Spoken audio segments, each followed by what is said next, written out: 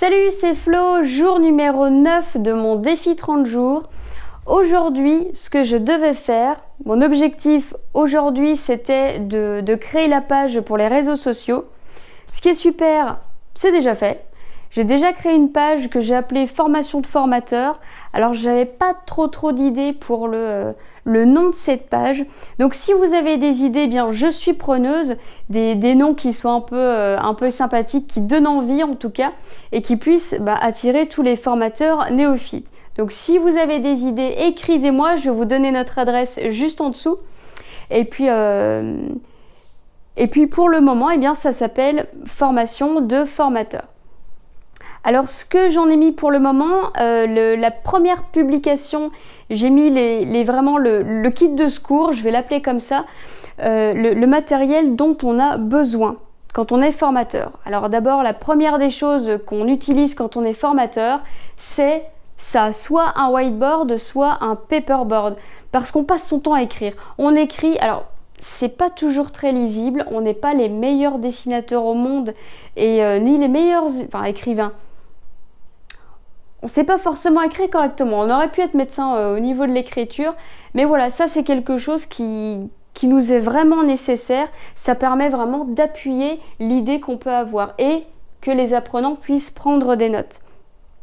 Parce que lorsqu'on anime une formation, il faut pouvoir parler, avoir une bonne élocution, une bonne diction, et il faut aussi avoir des gestes qui soient compréhensibles, qui marquent des idées, mais aussi pouvoir écrire.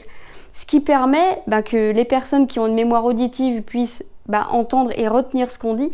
Pareil pour ceux qui ont besoin des gestes et les autres pour l'écriture. Donc voilà, la première des choses, c'est un paperboard. Ensuite, j'ai mis un stylo, forcément, ça tombe sous le sens, des petites post-it pour noter des idées, ou ça peut être au moment d'une animation. Je vous invite à aller voir la page, vous allez voir ce que j'ai noté là-dessus. Donc aujourd'hui, c'était assez simple comme journée, ce qui est pas plus mal parce que je vous avoue qu'au bout de 8 jours, j'ai quand même besoin de repos. Là, je sens que mon corps commence à être bien fatigué. Bon, je me suis mis un challenge vraiment haut de gamme, c'est pas pour rien. Mais aujourd'hui, j'ai décidé de me poser un peu. Donc ma page, elle est créée.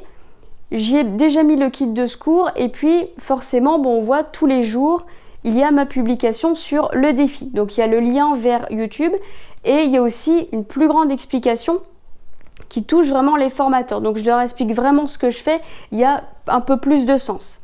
Contrairement aux vidéos que je peux faire assez rapidement, bien là il y a un petit peu plus d'explications. Je n'ai pas créé de page, de compte Instagram. Je pense pas que ça me soit trop utile, à moins que vous m'en vantiez les mérites et peut-être que je me trompe. Dans ce cas-là, j'attends, marquez-moi dans les commentaires si vous pensez que c'est vraiment utile. Pour le moment, j'ai YouTube, Facebook, je pense que c'est suffisant. Voilà, dès demain, je vais avoir une énorme journée.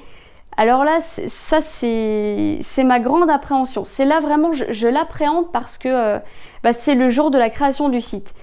Et qui dit création de site dit que je vais sortir de ma zone de confort parce que là, je vais vers de l'inconnu. Je ne sais pas comment créer un site. Je sais que je suis entourée des bonnes personnes, mais ça m'empêche pas d'avoir une appréhension quand même et j'ai pas trop envie d'y aller.